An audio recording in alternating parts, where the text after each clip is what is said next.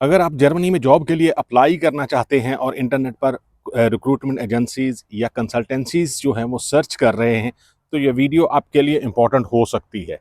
आजकल social media पर बहुत सी एजेंसीज और कंसल्टेंसीज का ऐड जो है नज़र आता है। कोई कहता है जर्मनी की जॉब गारंटेड है, कोई कहता है वीज़ा गारंटेड है, और कोई कहता है कि जी इतना पैकेज जो है वो दे दें तो बाकी का सारा काम जो है वो हम करेंगे। क्या ये एजेंसीज जेन्युइन है? ये बहुत बड़ा क्वेश्चन है।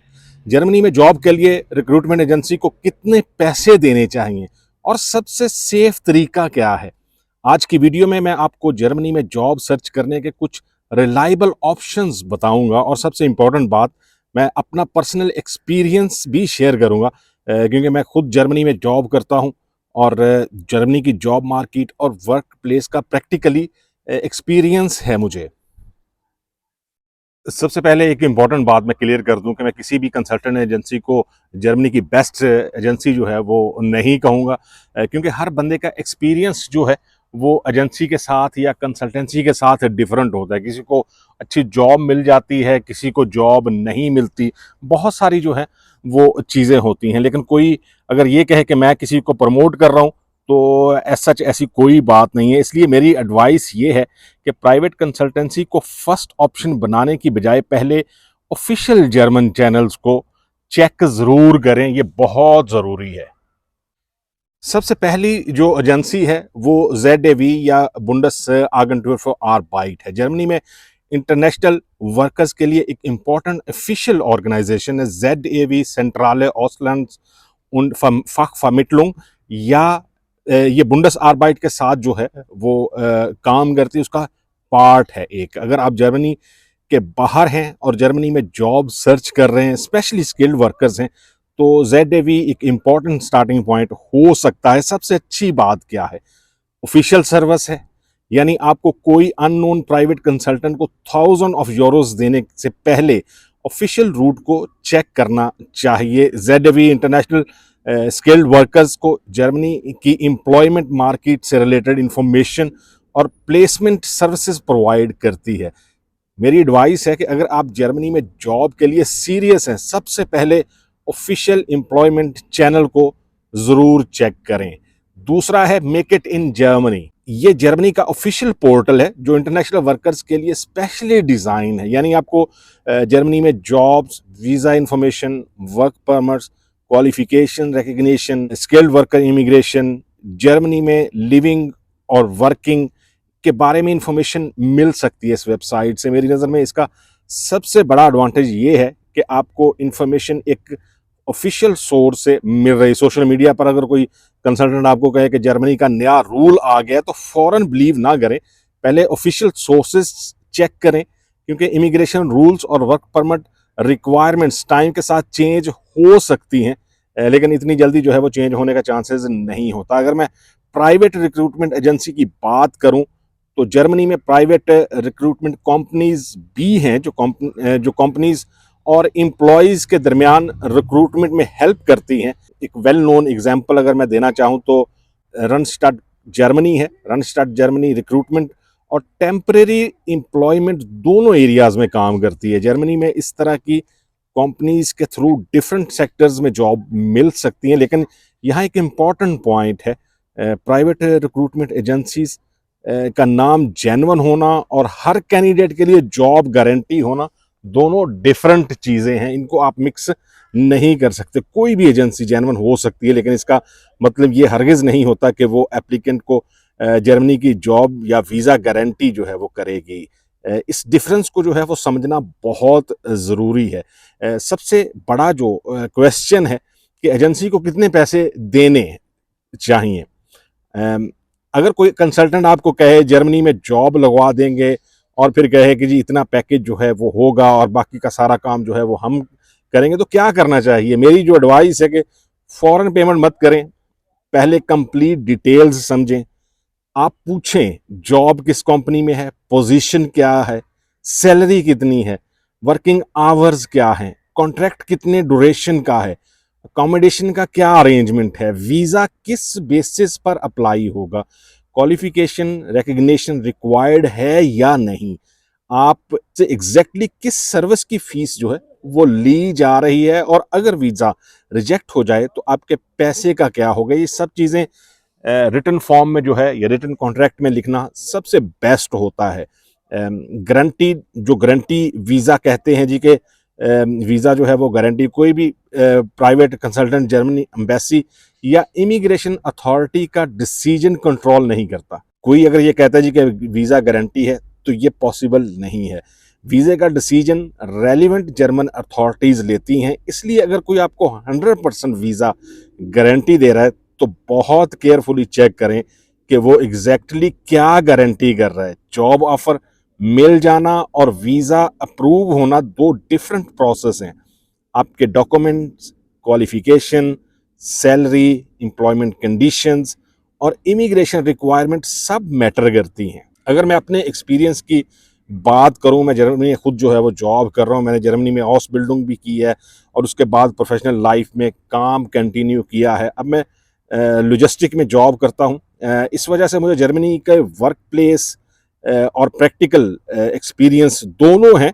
और मेरी पर्सनल ऑब्जर्वेशन ये है कि जर्मनी में सिर्फ जर्मनी आना गोल नहीं होना चाहिए, आपको ये भी देखना चाहिए कि आप जर्मनी आकर करेंगे क्या, आपका जर्मन लैंग्वेज लेवल क्या है, आप किस प्रोफेशन में काम करना चाहते हैं, आपकी सैलरी रियलिस्टिक कितनी हो सकती है, और सबसे इंपॉर्टेंट, क्या आपकी क्वालिफिकेशन और एक्सपीरियंस जर्मन जॉब मार्केट की रिक्वायरमेंट के साथ मैच करते हैं या नहीं करते। मैं इसलिए कह रहा हूं क्योंकि बहुत लोग सिर्फ कंसल्टेंट की बात सुन के जर्मनी का प्लान बना लेते हैं, लेकिन जर्मनी में आने के बाद रियलिटी डिफरेंट हो सकती है। अगर मैं आज किसी पर्सन को एडवाइस दूं जो जर्मनी के बाहर भी है और जर्मनी में जॉब ढूंढ रहा है, तो मैं इसको ये अप्रोच रिकमेंड करूंगा कि अपना प्रोफेशन आइडेंटिफाई करें। सबसे पहले डिसाइड करें आप किस फील्ड में जॉब करना चाहते हैं। फॉर एग्जांपल नर्सिंग है, आईटी है, लॉजिस्टिक है, ड्राइवर्स हैं, गैस्ट्रोनॉमी है, इंजीनियरिंग है, कंस्ट्रक्शन है, इलेक्ट्रीशियन है, मैकाट्रॉनिक्स है, या कोई दूसरा स्किल प्रोफेशन है आपके पास। देखें कि आपकी क्वालिफिकेशन जर्मनी में रिकग्नाइज होती है या नहीं। अगर रिकग्निशन रिक्वायर्ड है तो पहले उस प्रोसेस को समझें। जर्मन लैंग्वेज इंप्रूव करें। हर जॉब के लिए सेम लैंग्वेज रिक्वायरमेंट नहीं होती, लेकिन जर्मन लैंग्वेज आपके जॉब अपॉर्चुनिटीज और डेली लाइफ दोनों में बहुत हेल्प कर सकती है। इसलिए सिर्फ वीजा के लिए लैंग्वेज सर्टिफिकेट ना करें, लैंग्वेज प्रैक्टिकली सीखें। प्राइवेट कंसल्टेंट के पास जाने से पहले ऑफिशियल जर्मन जॉब पोर्टल्स और कंपनीज या कैरियर पेज जो है वो चेक करें। डायरेक्ट कंपनी को एप्लीकेशन भेजना बहुत केसेस में बेटर ऑप्शन हो सकता है।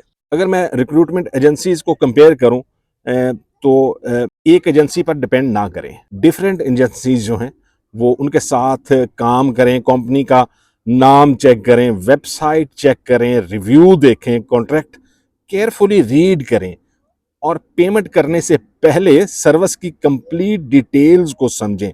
स्कैम के कुछ जो रेड फ्लैग्स होते हैं अगर आप समझना चाहें, अगर कोई एजेंसी कहे कि गारंटेड वीजे का प्रॉमिस करे, गारंटेड जॉब का प्रॉमिस करे, बिना आपका सीवी, क्वालिफिकेशन और एक्सपीरियंस प्रॉपरली चेक किए बहुत ज़्यादा एडवांस पेमेंट मांगे, रिटर्न कॉन्ट्रैक्ट ना दे, कंपनी का नाम क्लियर ना बताए, सैलरी और वर्किंग कंडीशंस क्लियर ना करे, सिर्फ व्हाट्सएप पर बात करे और प्रॉपर ऑफिस या कंपनी डिटेल ना दे, आपको कहे कि अभी पेमेंट करो वरना ऑफर कैंसिल हो जाएगी, तो बहुत केयरफुल हो जाएं।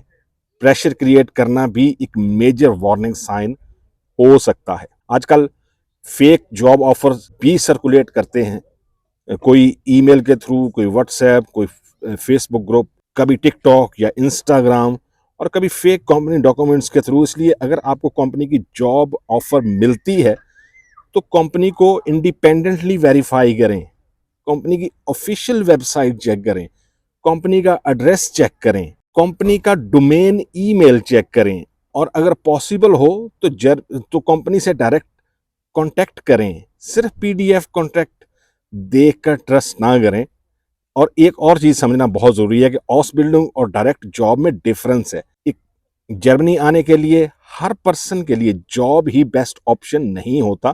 कुछ लोगों के लिए ऑसबिल्डिंग बेस्ट ऑप्शन है जिनके पास ब्लॉक अकाउंट नहीं है। कुछ लोग ऑलरेडी क्वालिफाइड स्किल वर्कर्स होते हैं और उनके लिए डायरेक्ट एम्प्लॉयमेंट बेटर हो सकती है। कुछ लोगों के लिए स्टडी रूट रेलिवेंट हो सकता है और कुछ केसेस में चांस एंड कार्ड भी रेलिवेंट हो सकता है, लेकिन ये सब आपकी इंडिविजुअल सिचुएशन पर डिपेंड करता है। इसलिए किसी कंसल्टेंट का ये कहना कि सब के लिए एक ही वीज़ा बेस्ट है, मेरे हिसाब से ये अप्रोच ठीक नहीं है। अगर आप मुझे पर्सनली पूछें जर्मन जॉब के लिए बेस्ट कंसल्टेंसी कौन है, तो मेरा सिंपल आंसर होगा कि पहले कंसल्टेंसी नहीं, पहले ऑफिशियल इंफॉर्मेशन चेक करें, जैसे ZAV से या मेक इट इन जर्मनी को चेक करें, बुंडेसआगेंटूर फॉर आर्बाइट के जॉब ऑप्शंस देखें, कंपनी के ऑफिशियल कैरियर वेबसाइट चेक करें और उसके बाद अगर आपको रिक्रूटमेंट एजेंसी की ज़रूरत महसूस होती है तो वेरीफाइड प्राइवेट रिक्रूटमेंट एजेंसी